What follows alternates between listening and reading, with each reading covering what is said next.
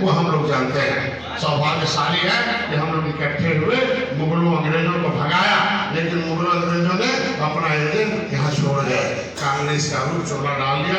70 साल बाद पता पंडित जवाहरलाल नेहरू पंडित नहीं है, इतना दुर्भाग्य है। 70 साल बाद पता चला कि पंडित जवाहरलाल नेहरू पंडित नहीं है। तो सबको पता हो गया, अब तो जान गए ना। अब उस पंडित जवाहरलाल नेहरू ने जो 70 साल इस देश के लिए किया, किसी से छुपा नहीं, ताला नहीं लगे, ताला बंद कर दिया, राम मंदिर का नाम नहीं लिया, कभी राम भक्तों पर गोली चलवाने का किस तरीके से काम किया, कैसे कैसे हुआ खुद जान सकते हैं। आज के दिन में अगर अर्थव्यवस्था को सही करना है तो मोदी जी ने संकल्प लिया है।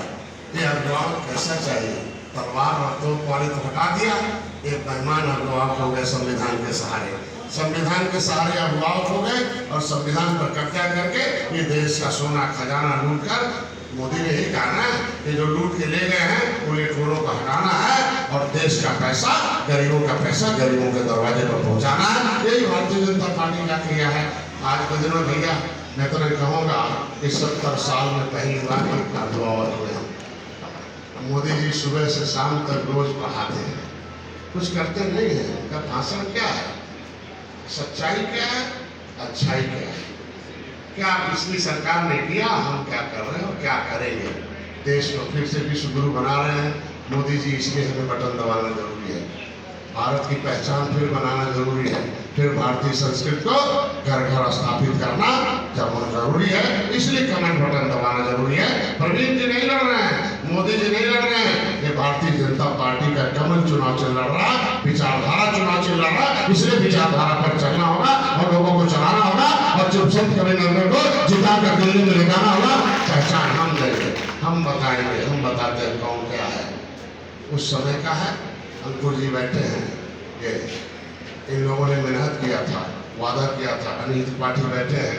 पिछले बार सपा बसपा एक हो गई थी ना, बोले भाई कठिन हो गया था। जो 30 साल से अलग अलग थे भाई, ऊपर हाथी लाठी 700 घर पढ़ाया जाएगा कि मुगलों ने कैसे तलवार भाजा था, किस तरीके से ही ये जो है जब आपके देखे जब त्योहार हुआ करता था सपा बसपा के समय, कैसे तलवार भाजते थे और कैसे हम लोग दुबक के किनारे एक दीवार के सहारे बचकर जीते थे। पूरे 30 साल तक हम लोगों ने अपनी आंखों से देखा है। कम से कम आज योगी जी ने इनको बकरी बना के रखा है। अब देखना धीरे धीरे इसी तरीके से बकरी बनेंगे, फिर से अपने धर्म में वापस आ जाएंगे, सब बदल जाएंगे। अब क्यों नहीं तलवार भाज पा रहे हैं, इसके मतलब तलवार भाजने वाली सरकार आ जाती थी। हम सो जाते थे गफलत में, हम थोड़ा सा गुस्से में, हाथ से अन्याय न हो तो क्या 80 करोड़ लोगों का अनाज खिलाना पाप है कि पुण्य है, ये आपको समझना पड़ेगा।